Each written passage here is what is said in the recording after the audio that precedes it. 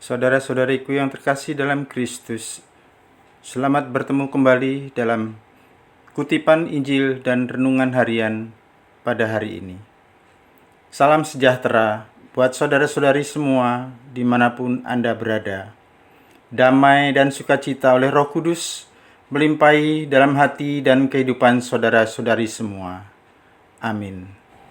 Saudara-saudari yang terkasih, sebelum kita mendengarkan firman Tuhan dan renungan pada hari ini, marilah kita berdoa.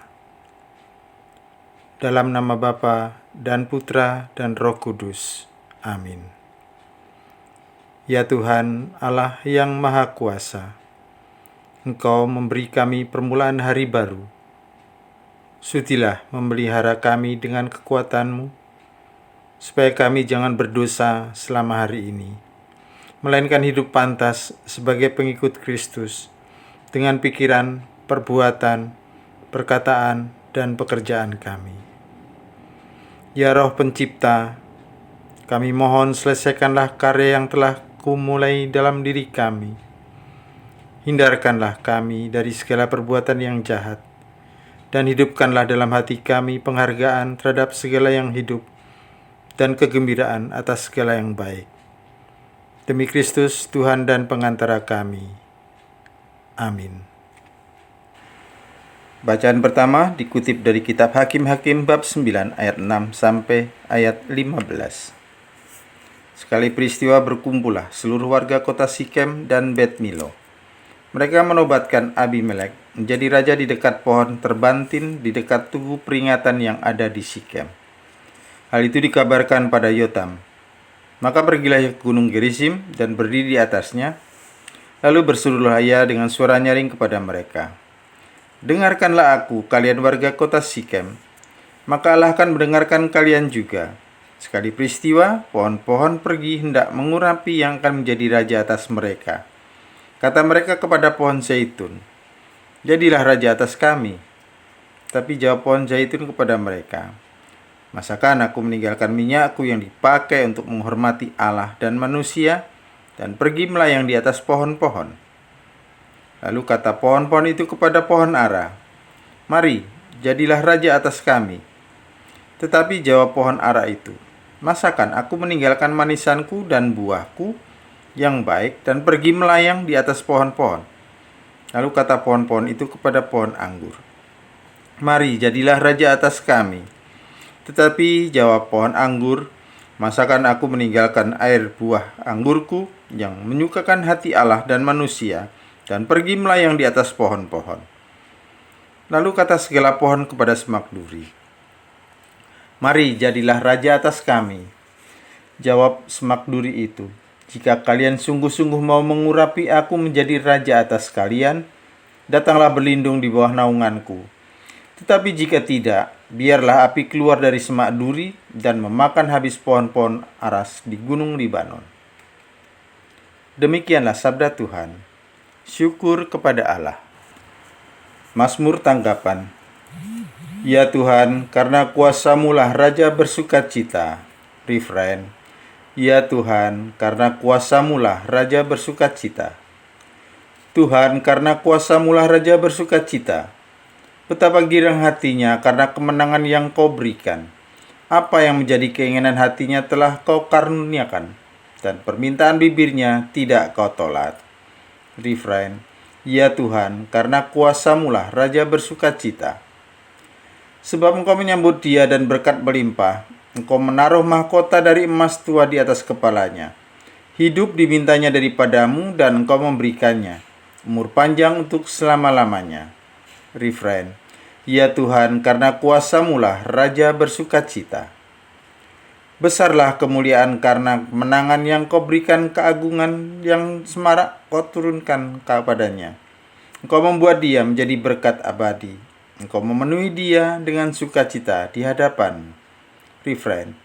Ya Tuhan, karena kuasa-Mu lah raja bersukacita. Haleluya, haleluya. Sabda Allah itu hidup dan penuh daya, menguji pikiran dan segala maksud hati. Haleluya, haleluya. Semoga Tuhan beserta kita sekarang dan selama-lamanya. Inilah Injil suci menurut Matius bab 20 ayat 1 sampai ayat 16. Dimuliakanlah Tuhan. Sekali peristiwa, Yesus mengumpulkan perumpamaan berikut kepada murid-muridnya. Hal kerajaan surga itu seperti seorang tuan rumah yang pagi-pagi benar keluar mencari pekerja untuk kebun anggurnya. Setelah sepakat dengan para pekerja mengenai upah sedenar sehari, ia menyuruh mereka ke kebun anggurnya. Kira-kira pukul 9 pagi, ia keluar pula dan dilihatnya ada orang-orang lain menganggur di pasar. Katanya kepada mereka, "Pergi, jugalah kalian ke kebun anggurku, dan aku akan berimu apa yang pantas." Dan mereka pun pergi. Kira-kira pukul 12 dan pukul 3 sore ia keluar pula dan berbuat seperti tadi. Kira-kira pukul 5 sore ia keluar lagi dan mendapati orang-orang lain pula. Lalu katanya kepada mereka, "Mengapa kalian menganggur saja di sini sepanjang hari?" Jawab mereka, "Tidak ada orang yang mengupah kami," kata orang itu. "Pergilah kalian juga ke kebun anggurku." Ketika hari sudah malam, berkatalah tuan itu kepada mandornya, "Panggillah sekalian pekerja dan bayarlah upahnya, mulai dari yang masuk terakhir sampai kepada yang masuk terdahulu." Maka datanglah mereka yang mulai bekerja kira-kira pukul 5 sore, dan mereka masing-masing menerima 1 dinar. Kemudian datanglah mereka yang masuk terdahulu. Mereka mengira akan mendapat upah yang lebih besar, tapi mereka pun menerima masing-masing 1 dinar juga. Ketika menerimanya, mereka bersungut-sungut kepada tuan itu. Katanya, "Mereka yang masuk paling akhir ini hanya bekerja 1 jam, dan engkau menyamakan mereka dengan kami yang sehari suntuk bekerja berat dan menanggung panas terik matahari." Tetapi tuan itu menjawab salah seorang dari mereka, "Saudara, aku tidak berlaku tidak adil terhadapmu. Bukankah kita telah sepakat 1 dinar sehari? Ambillah bagianmu dan pergilah. Aku mau memberikan kepada orang yang masuk terakhir ini sama seperti kepadamu. Tidakkah aku bebas mempergunakan milikku menurut kehendak hatiku? Atau iri hatikah engkau karena aku murah hati? Demikian yang terakhir menjadi yang terdahulu, yang terdahulu menjadi yang terakhir." Demikianlah sabda Tuhan. Terpujilah Kristus. Saudara-saudariku yang terkasih dalam Kristus, bahagia dan sehat selalu untuk saudara-saudariku yang terkasih. Perumpamaan Yesus pada Injil kali ini mengusik rasa keadilan. Kalau prinsip Yesus diterapkan dalam dunia kerja, tak adalah orang yang mau bekerja dari pagi. Semua akan menunggu saat terakhir untuk kerja. Toh semua dapat upah yang sama. Lalu apa maksud Yesus? Upah kerja 1 dinar merupakan upah standar pada waktu itu. Dengan uang 1 dinar, buruh dan keluarganya dapat mencukupi kebutuhannya sehari. Konteks ceritanya pada saat panen anggur. Buah anggur harus cepat dipetik dan diperas menjadi air anggur. Jika terlambat, buah akan terlalu matang dan mutu minuman anggurnya tidak bagus. Karena itu, biasa pemilik kebun menambah tenaga pemetik buah anggur untuk mengejar target panen sehari itu. Para pekerja yang dipanggil awal sudah sepakat dengan upah 1 dinar sehari. Pekerja yang datang belakangan tahu bahwa mereka tidak berhak atas upah 1 dinar. Mereka hanya berharap mendapat kemurahan pemilik kebun. Tindakan memberi lebih pada pekerja yang datang belakangan tentu bukan tindakan bijak dalam bidang ekonomi. Tetapi tindakan ini bukan tidak adil secara moral. Pemilik kebun tidak mengurangi hak pekerja yang datang sejak pagi, tetapi ia memberi lebih kepada yang datang kemudian. Kemurahan hatinya melampaui keadilan, tetapi tidak melanggarnya. Tindakan ini menimbulkan iri hati mereka yang bekerja lebih awal. Mereka merasa mereka seharusnya mendapat lebih karena sudah bekerja lebih keras.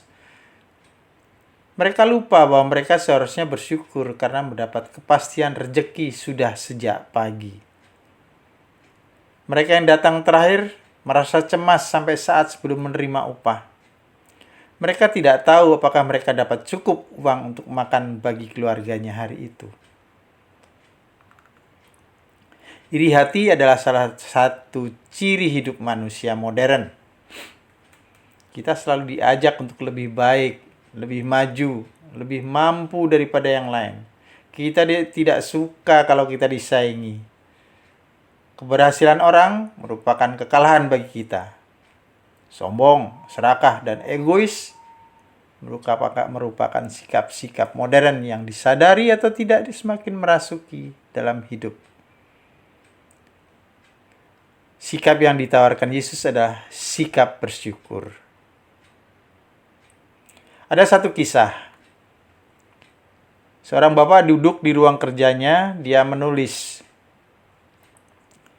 "Tahun lalu saya harus dioperasi untuk mengeluarkan batu empedu. Saya harus terbaring cukup lama di ranjang. Di tahun yang sama, saya berusia 60 tahun dan memasuki usia pensiun, keluar dari pekerjaan di perusahaan yang begitu saya senangi. Saya harus tinggalkan pekerjaan yang sudah saya tekuni selama 35 tahun. Di tahun itu juga, saya ditinggalkan ayah yang tercinta.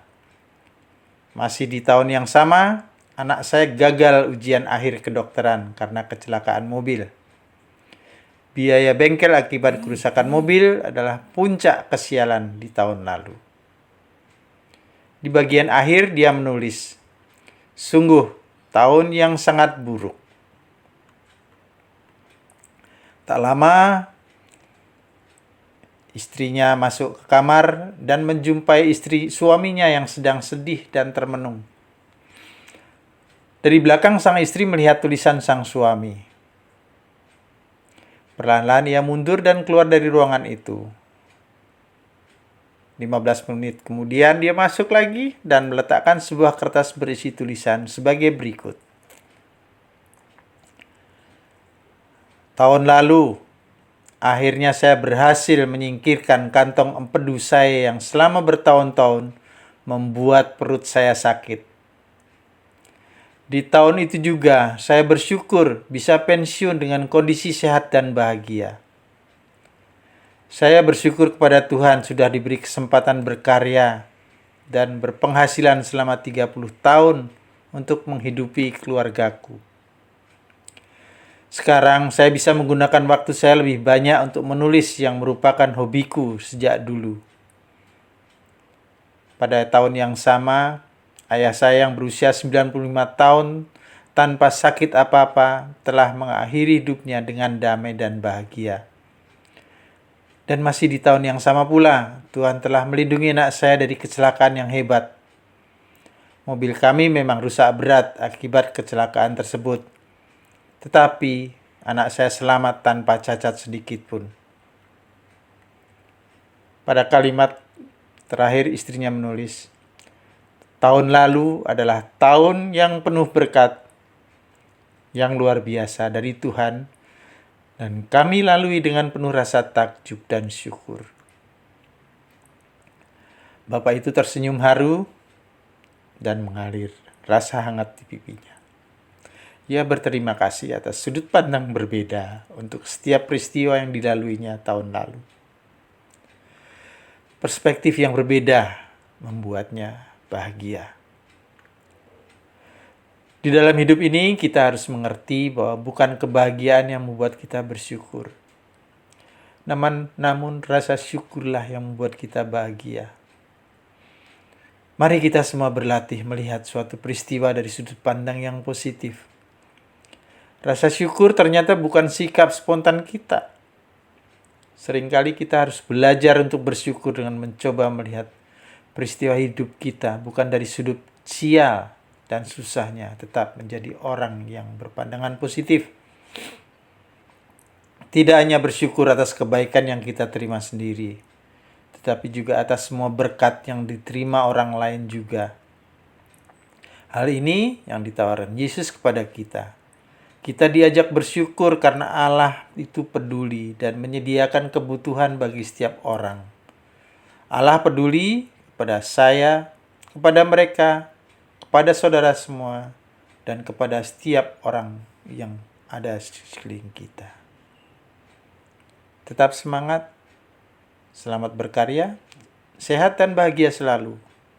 Berkah dalam Tuhan memberkati. Amin. Kemuliaan kepada Bapa dan Putra dan Roh Kudus, seperti pada permulaan, sekarang, selalu, dan sepanjang segala abad. Amin.